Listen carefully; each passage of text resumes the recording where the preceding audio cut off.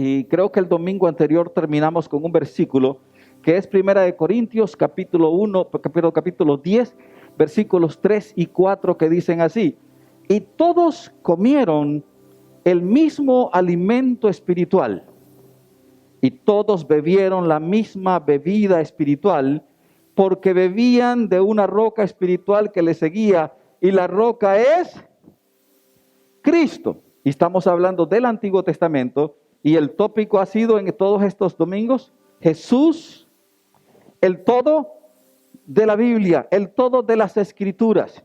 ¿Y qué es lo que estamos buscando? Darle honra a aquel que se lo merece. Amén. Estamos tratando de llamar la gente a Jesús, no hacia el hombre. Estamos tratando que la gente ponga sus ojos en Jesús y no en el predicador, no en el profeta, no en el evangelista, no en el pastor. Que la gente ponga sus ojos realmente en Jesús, porque Él es el todo de nuestra vida, de nuestra palabra que el Señor nos ha dado. Y luego de ahí sigue la entrega de la ley. Hablamos de manera rapidísima por el factor tiempo, y vayan conmigo a Éxodo, en Éxodo, donde hemos estado trabajando. Obviamente los que han estado los domingos anteriores vieron que estuvimos en Génesis, vimos un poquito de Abraham, vimos un poquitito de Adán y Eva, y un poquitito de José. Y nos venimos a Moisés, pero Moisés en un ratito nos va a llevar de nuevo a Génesis, donde tenemos que verlo. Ahora, este es un tópico lindo, porque estamos tratando de encontrar los tipos, las figuras, la presencia de Jesús en el Antiguo Testamento. Y lo que no queremos hacer es forzar los versículos para que digan lo que nosotros queremos, o interpretar los versículos de acuerdo a lo que nosotros queremos que se interprete. Y se dice que desde el llamado de Abraham hasta que fue dada la ley, hay aproximadamente 646 años. En el monte Sinaí se le entregan los 10 mandamientos. Y la ley en ese momento viene a ser, y esta parte es tremenda, viene a ser el absoluto e irrevocable estándar del carácter de Dios. Oiga cómo lo estoy diciendo, oiga cómo lo estoy poniendo. Viene a ser el absoluto e irrevocable estándar del carácter de Dios. No solamente eso, a través de esos mandamientos Dios está mostrando soberanía. Es un aspecto que lo encontramos hasta hoy en día. Soberanía. Es por eso que nosotros no le podemos imponer a Dios nada. Es por eso que nosotros no le podemos obligar a nada. Es por eso que yo no le puedo decir al Espíritu Santo, hazlo, muévete ahora mismo. Yo no le puedo decir al Espíritu Santo, muévete ahora mismo. ¿Por qué? Porque ¿quién soy yo para darle órdenes al Espíritu Santo? Porque Él es ¿qué? Soberano. Y en la teología que nos han dado, hemos cambiado la forma, nos hemos puesto nosotros como figura principal y hemos delegado al Espíritu Santo o a Jesús como nuestros servidores. Error garrafal. Nosotros nos sometemos a Él porque Él es el soberano. Cuando Dios da la ley, lo hace en un contexto tremendo, lo hace en un contexto aterrador, por así decirlo. Lo hace en un contexto de separación. En cambio, cuando Dios da el pacto, y aquí es donde algunos a lo mejor no entiendan porque no han estado domingos anteriores, pero los que han estado entenderán de qué estoy hablando. Cuando Dios da el pacto o la promesa, lo hace en un contexto ¿de qué?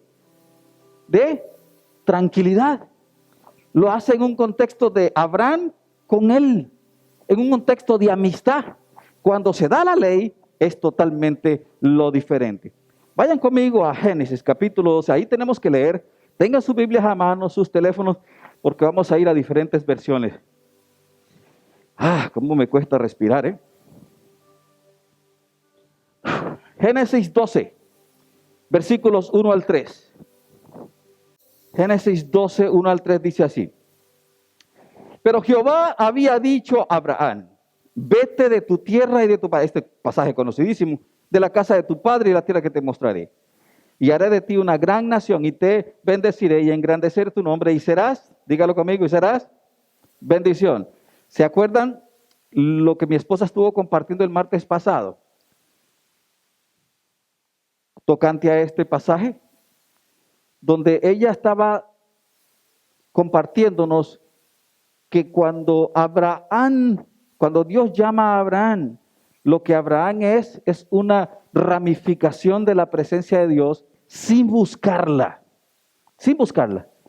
Al contrario de hoy en día, nosotros estamos buscando algo que Dios no nos quiere dar a lo mejor o que no está en el plan de Él para nosotros.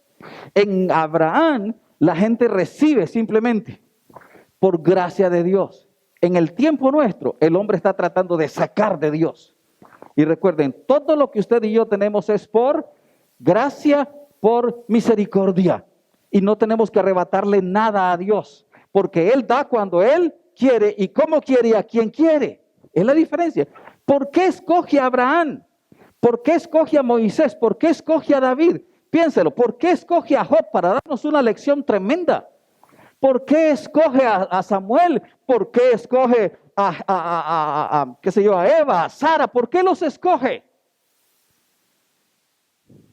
¿Por qué escoge a Israel o al pueblo hebreo? ¿Por qué lo escoge? Le voy a decir por qué lo escoge. Simplemente porque serán instrumentos en el plan de Él, nada más. Cuando usted mira a Adán, Adán es imperfecto. Cuando usted mira a Evita, es imperfecta. Cuando usted mira a Abraham, ¿usted cree que Abraham era imperfecto? No. Comenzando con que le cedió a la mujer que se llegara a la otra mujer. Sigamos más bien.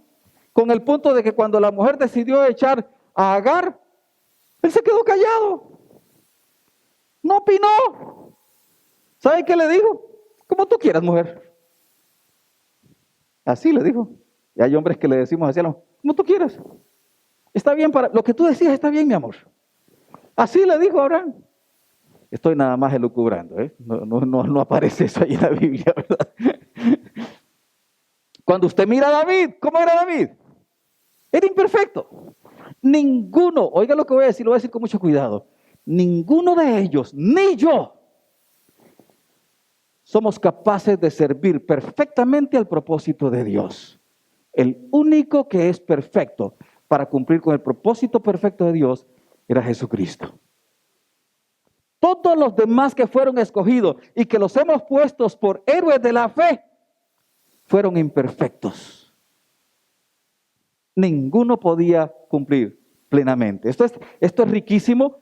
No es tiempo para poder seguir hablando sobre eso, pero sigamos leyendo. Dijimos dos textos, Génesis 12, 1 al 3, y luego Génesis capítulo 15, y aquí tengo que leer con ustedes porque aquí hay unas cosas tremendas. Dice, abran sus Biblias, si la proyectan está muy bien, pero yo quiero que usted lo lleve a su casa, lo analice. Esta experiencia de Abraham, recuerde, estamos en Moisés, pero tenemos que ir atrás un poquito para ver qué es lo que está sucediendo. En Génesis capítulo 15, 1 al 18 leemos así. ¿Qué fue lo que le dice el Señor ahí? Hey, vete a la tienda y tráeme todo esto, por favor. ¿Sí? Te voy a encargar que me ayudes con esto. Y entonces Abraham va y consigue las cosas. Ahora, es importante que veamos, aquí lo estoy parando, porque viene a continuación una parte que es esencial e importante y relevante. Dice así, versículo 10, y tomó él todo esto y lo partió por la mitad y puso cada mitad una enfrente de la otra, mas no partió las aves. Interesante. Y descendían aves de rapiña sobre los cuerpos muertos, y Abraham los ahuyentaba. Mas a la caída del sol, sobrecogió sueño a Abraham, y aquí que el temor de una grande oscuridad cayó sobre él. Entonces, Dios, Yahweh dijo a Abraham, ten por cierto que tu descendencia morará en tierra ajena, y será esclava allí, y será oprimida por 400 años. Discúlpeme, Dios escoge a Abimelech y entra en contacto con Abimelech y le dice a Abimelech, tu generación va a ser de bendición. ¿Ya? Tus hijos van a ser de bendición, pero tus hijos van a ir presos por muchos años. Van a sufrir. Y los hijos de tus hijos van a sufrir. ¿Qué diría Abi? Señor, mejor no me los des. Pobrecitos. ¿Qué es lo que nosotros no buscamos con nuestros hijos? que sufran. Y que, con los hijos que no sufran. Y los nietos, menos, que tampoco sufren. Pero aquí Dios le está dando las malas noticias de lo que va a suceder a Abraham. Antes de, ¿sí? Me encanta cómo el Señor prepara el corazón de Abraham para todo esto. ¿Por qué? Porque Abraham continúa creyéndole a Dios en lo que venía por delante. Sigo leyendo. Entonces, ¿serán oprimidos por cuántos? 400 años. Mas también a la nación a la cual servirán juzgaré yo, y después de esto saldrán con gran riqueza. Y tú vendrás a tus padres en paz, y serás sepultado en buena vejez. Y en la cuarta generación volverán acá, porque aún no ha llegado a su colmo la maldad del amorreo hasta aquí. Y sucedió que depuesto el sol y ya oscurecido, se veía un horno humeando y una antorcha de fuego que pasaba por entre los animales divididos. Y en aquel día hizo Jehová un pacto con Abraham diciendo: a tu descendencia daré esta tierra, desde el río de Egipto hasta el río grande, el río Éufrates. Ahora, déjeme ir despacio ahí. Apenas en el versículo 1 le dice: no temas, no temas. Yo soy tu escudo y tu galardón, dice en el versículo 1. ¿Y por qué le dice eso? Bueno, no era para menos. Había una razón grande, porque acababan de derrotar un ejército de una confederación de 5 reyes. ¿Sí? Era una confederación. Y se esperaba un ataque de revancha. Entonces yo creo que Abraham estaba ahí a la expectativa. Si usted lee un poquito más hacia atrás, se va a encontrar con la liberación de Lot y todo lo demás. Luego en el versículo 4 está una promesa. Pero esa promesa que parece que ya se va a cumplir, que ya le acaba de decir que le va a dar esto y que le va a dar el otro y que va a hacer. ¿Y sabe cuánto se tuvo que esperar para esa promesa? 15 años. 15 años esperando lo que Dios le había dicho que iba a hacer. 15 años. La Biblia me dice que en Abraham nos fue contado por justicia. Y aquí es donde nosotros nos encontramos de nuevo con el Señor Jesús. ¿Por qué? Lea conmigo rápidamente ahí donde el versículo 4 dice así: y luego vino a él palabra diciendo: no te heredará sino un hijo tuyo será el que te heredará.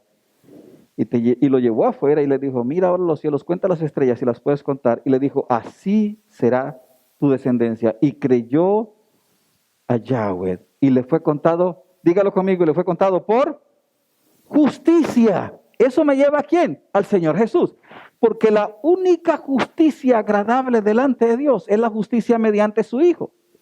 ¿Pero por qué habla de justicia? Porque el primer elemento que aparece ahí es fe. Fe en que Dios cumplirá lo que Él prometió. Fe en que Dios hará. Y entonces uno se encuentra con un Abraham que tiene fe en Dios que Él hará.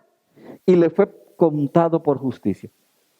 Ahora, hay 2 tipos de justicia y yo las voy a mostrar rápidamente. No sé si las puse o puse una nada más.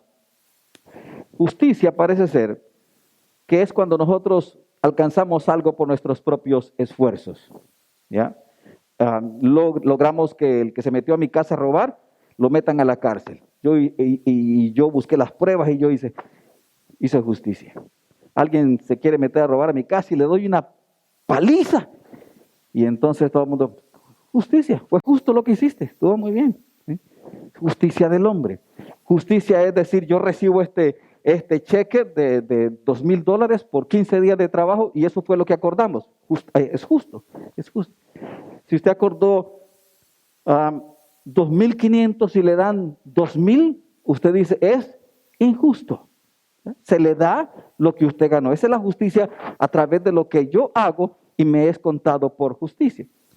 Pero la otra justicia es la que nos es contada. Yo quiero que me la ponga esa, por favor.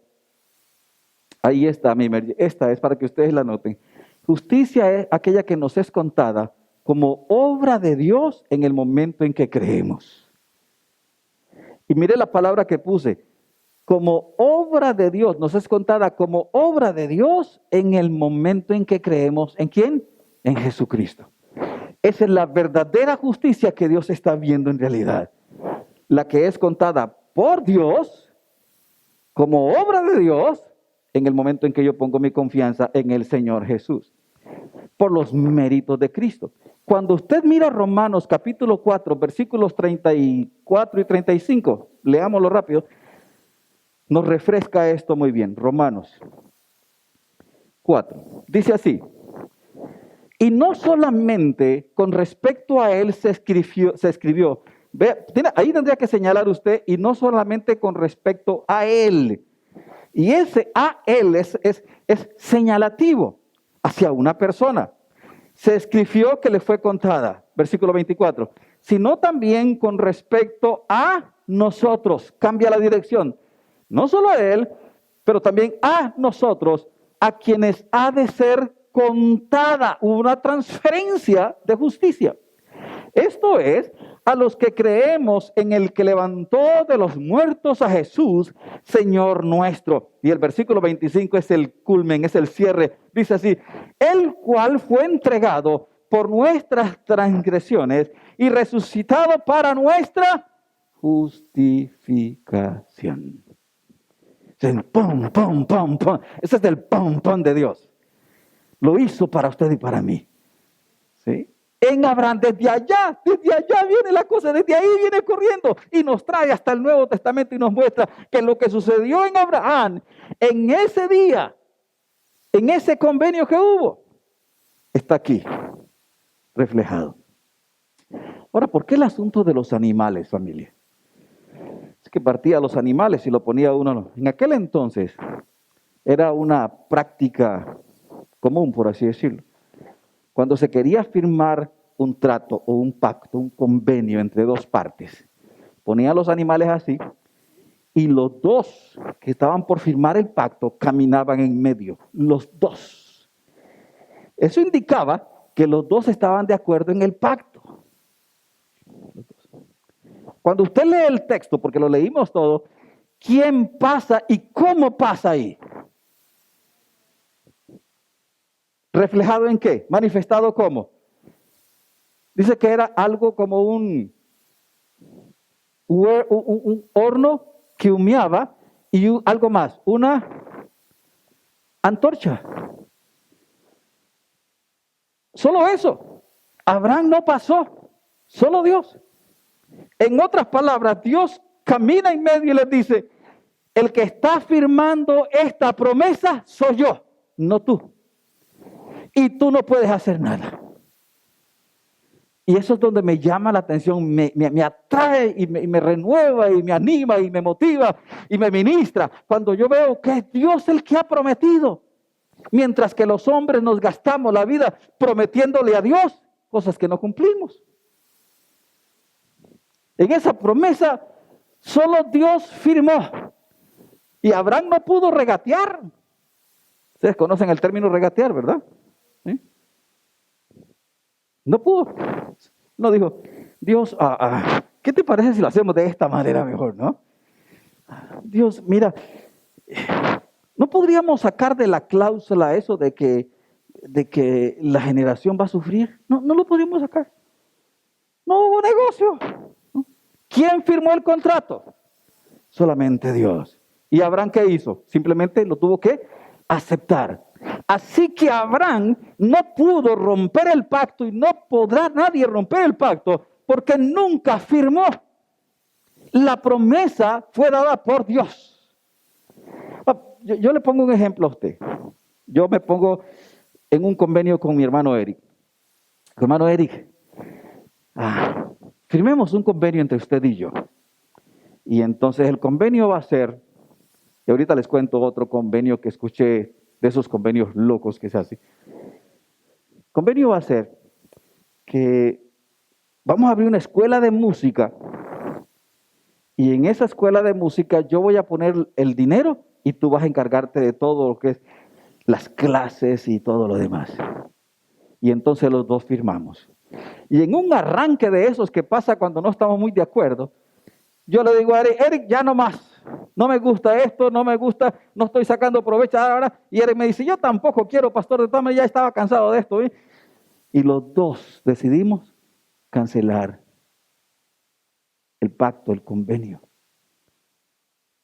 Ahora, si yo hago un pacto, hace unos días atrás recibí una llamada de alguien que me decía que si yo podía pagar por hacerse cargo él de un negocio que estaban haciendo. Yo era responsable delante de la sociedad y él era el responsable del negocio. Yo ponía $4,000, él ponía su obra de trabajo. Pero yo no lo conozco.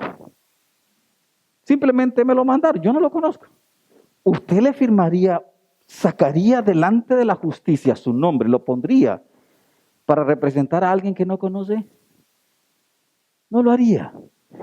Y cuando le dicen tiene que dar $4,000, lo haría. Todavía prende más las antenas, ¿verdad? Cuando tiene que pagar $4,000. No lo haría. Yo no firmé el contrato, yo no hice nada. ¿Sí? En el caso de Abraham, él no hizo nada. El que firmó el contrato de esa promesa que nos bendecería a usted y a mí, lo hizo Dios absolutamente. Hay una pareja que se va a casar y entonces están frente al ministro y los dos están diciendo las promesas y le toca a la mujer y la mujer dice, usted aceptaría a su marido en las buenas, en las malas, en riquezas, en pobreza, en enfermedad, en salud, en dolor. Ya ustedes conocen eso. Y entonces el hombre dijo, amén, yo acepto. Y viene la mujer y la mujer dice, amén, pero con una condición.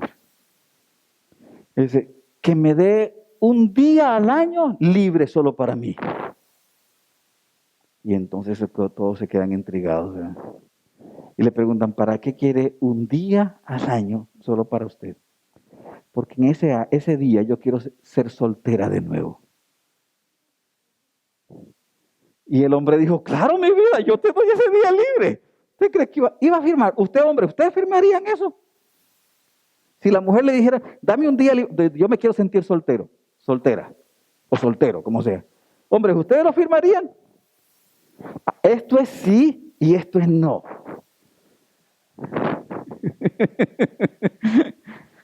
Cambiémoslo. Mujeres, si el hombre le dijera, me das un día al año para ser soltero, mujeres, ¿qué contestarían ustedes? ¿Cómo que no? Ya, o todo nada. Aquí no hubo chance. Abrancito aceptó, le creyó a Dios y le fue contado por justicia. Y en el versículo 11, vayan otra vez al versículo 11, nos envía de nuevo a Moisés. Dice, entonces Jehová dijo a Abraham, ten por ciento que tu descendencia morará en tierra ajena y será esclava allí y será oprimida 400 años. ¿Quién aparece ahí? Moisés. Moisés como mediador entre Dios y el pueblo. Nos lleva del Sinaí al Calvario. Lejos de Moisés hacia Cristo. Buscando refugio y salvación en lo que Dios está haciendo. Recuerden dos razones por las que Dios saca al pueblo hebreo de Egipto. ¿Cuáles son las dos razones? Una, ustedes lo aprendieron eso. La primera, ustedes ya lo tienen hasta escrito en sus papeles. Porque Dios escuchó el clamor. El pueblo estaba sufriendo. Pero esa no es la principal, esa es la segunda. La primera es la promesa. Porque Dios se había prometido que levantaría a alguien y que lo sacaría de ahí a su pueblo para darle continuidad a la promesa que le había dado al Señor Abraham. O sea, esto es tan rico y es tan profundo. Cuando uno empieza a analizar detalle tras detalle, yo sé que este es menos que una predicación, es algo así como una enseñanza, que es importante para que miremos y resaltemos una sola figura, y es la figura de Jesucristo. Una sola figura es la que yo quiero que le demos gloria como iglesia. Una sola figura es la que necesita ser levantada en este entonces. Oiga lo que escuché en las noticias hace poco. En estos meses de pandemia, la venta de libros de ayuda, de autoayuda, cayeron. Porque los cristianos se han volcado a buscar libros que hablen de Jesucristo. Y es que la sociedad está así llena de gente buscando autoayuda, todas cosas. Y me encanta escuchar y saber que Jesucristo vuelve a ser la figura del hombre. Que Jesucristo vuelve a ser la figura de la familia. Que Jesucristo vuelve a ser la figura del joven. Que la figura principal del niño sigue siendo Jesús. Que no es un futbolista, que no es un basquetbolista, que no es el mejor cantante de la iglesia cristiana, que no es el apóstol, el profeta, llámele como quiera, sino que la mejor figura, la más aceptada, la más reconocida, la más levantada es Jesús. A Él amamos, a Él proclamamos, a Él exaltamos. Véalo, véalo en su Biblia, véalo por favor, es importante, véalo. Porque Cristo, Romanos 10:4, es el fin de la ley para justicia a todo aquel que cree. Perdón, ¿en dónde estábamos? ¿En dónde vimos justicia, familia? ¿Se acuerdan? En Génesis.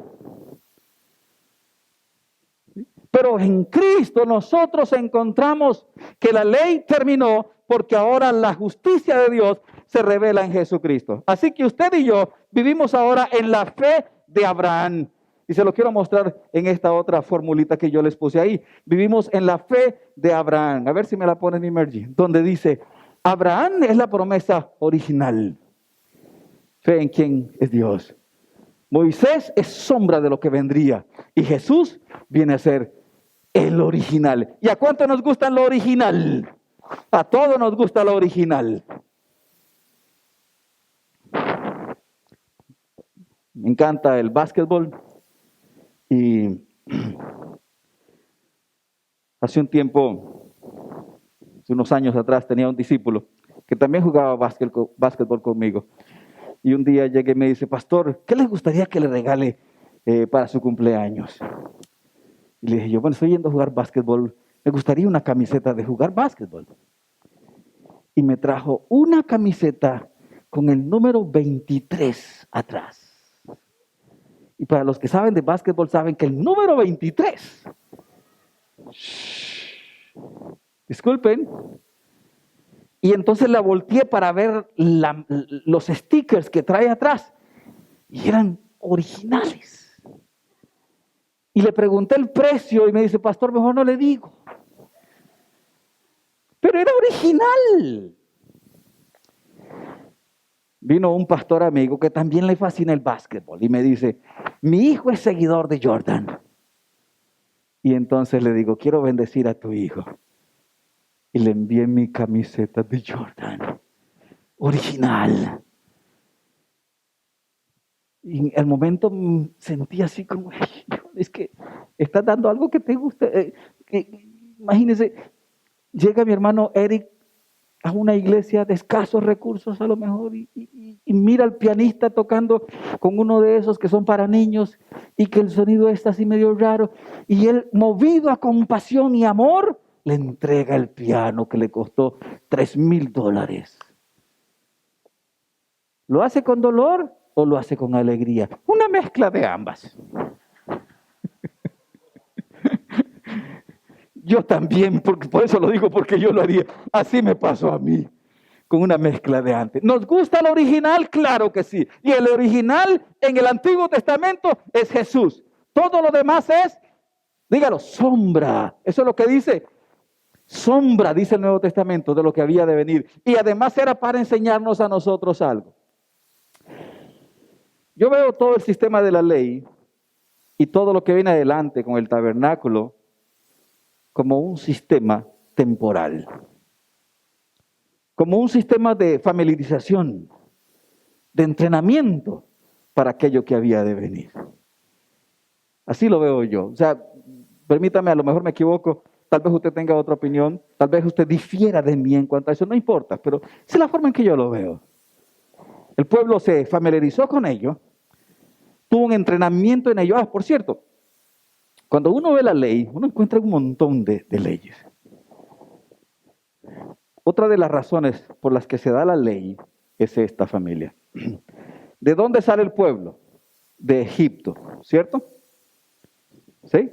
¿Sale de Egipto? Voy a cambiarlo, familia. Yo soy costarricense y cuando llego a Canadá me encuentro con leyes muy diferentes.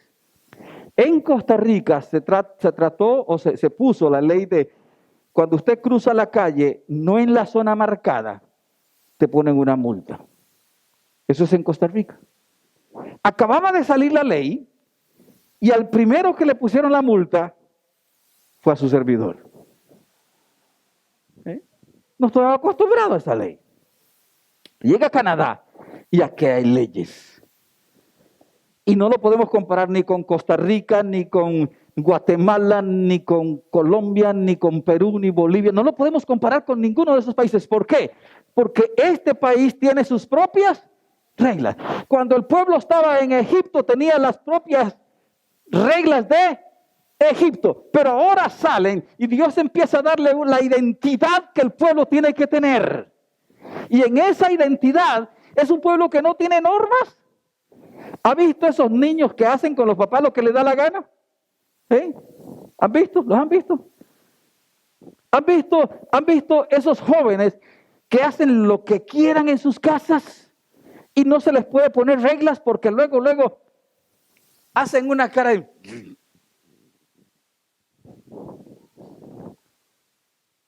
Hacen lo que les da la gana, no tienen reglas en la casa. Y como no tienen reglas, crecen como si fueran, diría mi abuelita, parecen animalitos. Eso decía mi abuelita, no lo digo yo. Tienen que haber ¿qué? Normas, reglas. ¿Qué es lo que define a un hogar, familia? Mi hermana Rubí, usted puso reglas en su hogar cuando usted tenía esos pequeñitos, preciosos pequeños. Aparte de Delia, ¿verdad? Que era punto y aparte, ¿no? Pero habían reglas, ¿verdad? Dígame una de las que usted puso. Sí, pero una de ellas que usted puso. Juntos, ya, muy bonita regla, ¿sí? Muy bonita regla, ¿sí? Alex, ¿usted tiene alguna regla que aplique en casa? Una, ¿cuál es?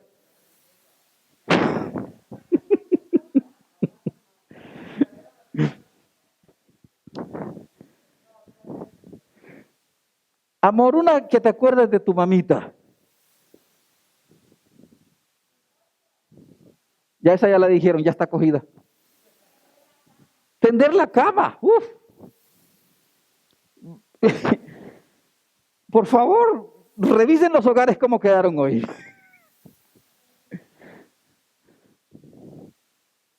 A Dios gracias, yo no iba a hablar de eso, pero hoy me tocó, yo arreglé la cama.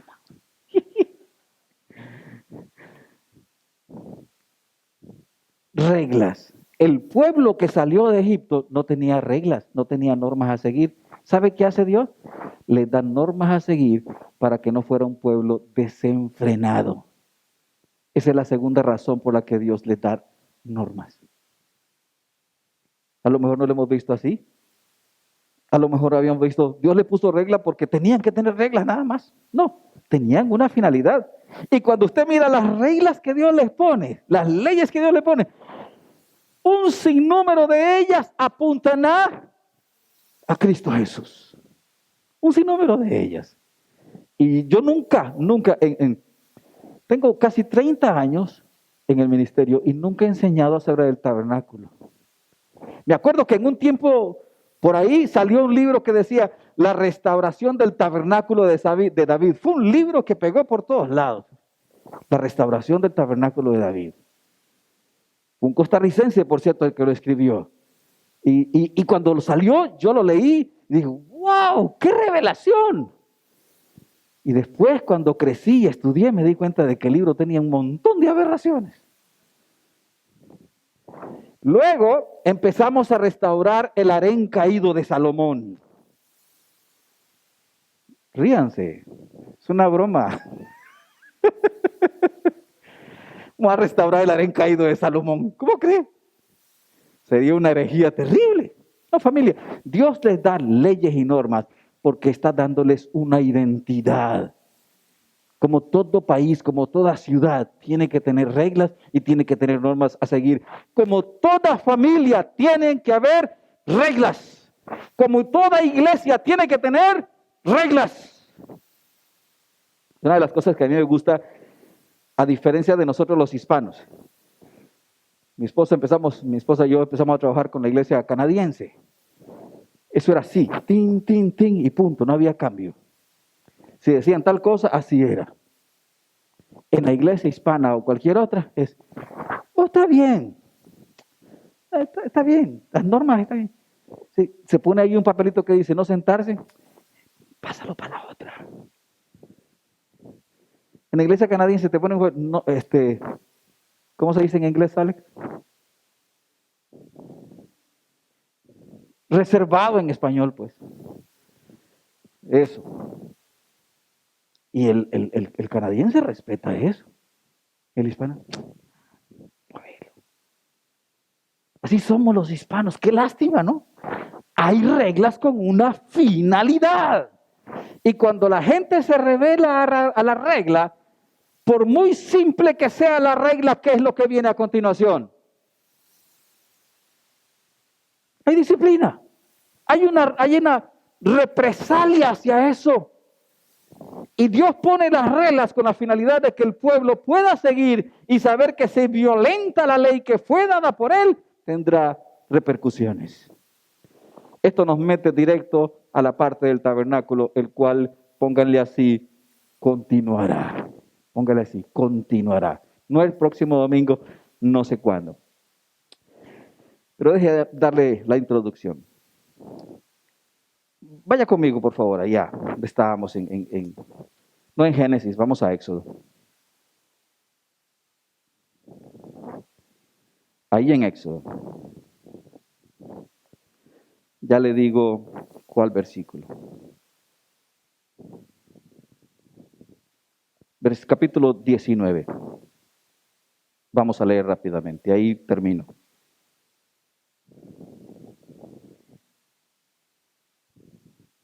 (19:4). Vosotros habéis visto lo que he hecho a los egipcios y cómo os he tomado sobre alas de águilas y os he traído. ¿Y qué es lo que estamos buscando nosotros con este tópico? Atraer el pueblo hacia Jesús. Y cuando usted escucha a alguien atrayendo a la gente hacia ellos, y cuando mire que el nombre de una figura está saliendo mucho, téngale cuidado, porque entonces no es el nombre de Jesús que está siendo levantado. Todos los hombres o mujeres que aman a Dios con todo su corazón atraerán al pueblo, a los seguidores, atraerán a los creyentes hacia Cristo. Y la gente dependerá de Cristo, no del pastor. Este tiempo que estamos viviendo ha sido un tiempo en que Dios le ha mostrado a la iglesia de quién depende ella, de la iglesia como una estructura o de la figura que es Cristo Jesús, que vive con nosotros en nuestros hogares, en el trabajo, cuando manejo, cuando estoy con los amigos, cuando voy al lago, cuando estoy en un cumpleaños, cuando estoy en una X celebración. Ese es el Cristo que ha sido manifestado todavía más en esta temporada, en este tiempo de angustia, porque la gente ha dejado de depender de una estructura eclesiástica. Es importante. Hay gente que depende. Hay gente que no adora a Dios como adora en la iglesia. No adoran a Dios en sus casas. En la iglesia adoran con manos levantadas, al grito y todo. En sus casas no lo hacen. ¿Por qué no lo hacen? Porque sigue siendo ese lugar un lugar donde me encuentro con Dios. No. Donde me encuentro con Dios es en el tabernáculo que viene a continuación, personal. Porque usted y yo hemos venido a ser templo, tabernáculo de la presencia de Dios en Cristo Jesús. Todo cambió, familia. Todo evolucionó. Todo lo que había como una estructura, todo lo que había como un santuario, como una carpa de presencia, todo eso cambió para llevarnos y centralizarnos en una sola persona, que es la que trae santidad, que es la que trae pureza, que es la que nos aparta del pecado, que es la que nos aísla por su sangre del pecado, que es lo que nos da las herramientas para vencer al enemigo, que es la que nos da la capacidad de decir en la carne, no tienes dominio sobre mí. La figura es Cristo, la figura es Cristo, la figura es Cristo. A Él levantamos, a Él exaltamos por los siglos de los siglos. Amén.